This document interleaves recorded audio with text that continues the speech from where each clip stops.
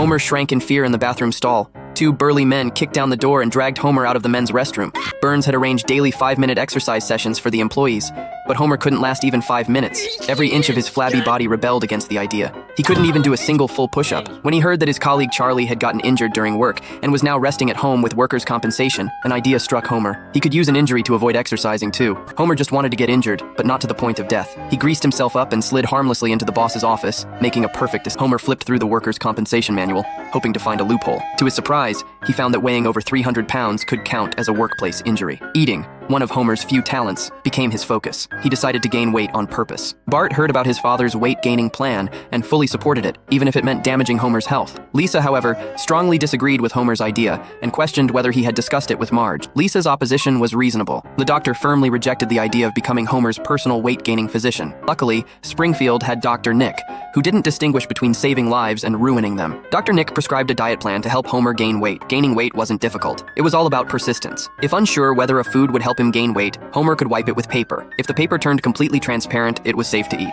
Homer secretly began his weight-gaining journey, devouring high-sugar, high-fat, high-calorie foods, eating the equivalent of an entire month's meals in a single day, and avoiding fruits and vegetables altogether. In just a few days, his weight shot up. He couldn't help but fantasize about his future work-from-home life.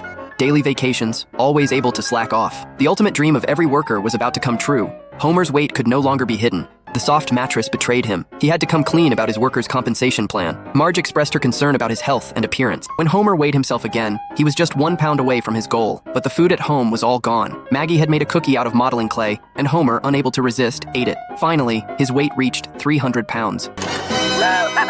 As the first employee to work from home due to his weight, Homer received a remote work setup personally arranged by his boss, who also brought along reporters to showcase the company's excellent benefits. Homer picked out a loose, comfortable, and homey work outfit, turned on the traffic radio, and listened to the people stuck in traffic. Feeling smug, he could just walk a few steps to his workstation, while others were still commuting. His work only required him to operate a remote control to release waste gases from machines. As he saw Lisa and Bart getting ready to go to school, Homer proudly swayed his obese body. Homer felt his work efficiency had greatly increased, and he was determined to contribute more to the company. But as time passed, the small movements around him began to interest him more. He couldn't help but play with the cats and dogs, check the mail, and spend an hour washing his hat. Marge couldn't watch it any longer. She sternly explained the dangers of gaining weight, but Homer refused to listen. The slim lazy Homer you knew is dead! He was in love with his current life. Homer began watching TV during work hours, using a broom to control the remote workstation. The children watching outside were dumbfounded. Gradually, Homer became dissatisfied with simply slacking off at home. He replaced his keyboard work with a toy woodpecker, snuck out to see a movie. The theater attendant was awkward, saying the seats were too small for Homer. Feeling humiliated, Homer shouted that fat people deserve respect and ran home.